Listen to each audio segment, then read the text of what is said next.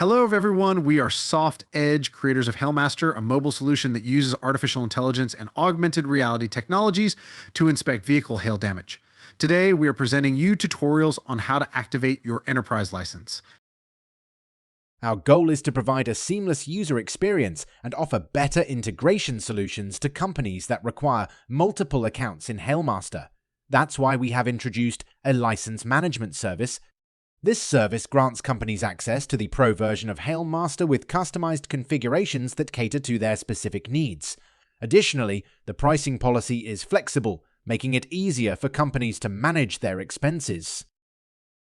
If you have already obtained a license and key, you can easily activate it by installing the application from the store and going to the General settings. From there, select the Enterprise License section and fill in the license and key fields.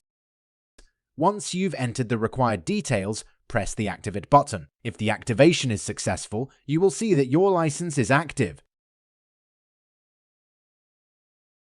If needed, you can also deactivate the license by simply pressing the Deactivate button.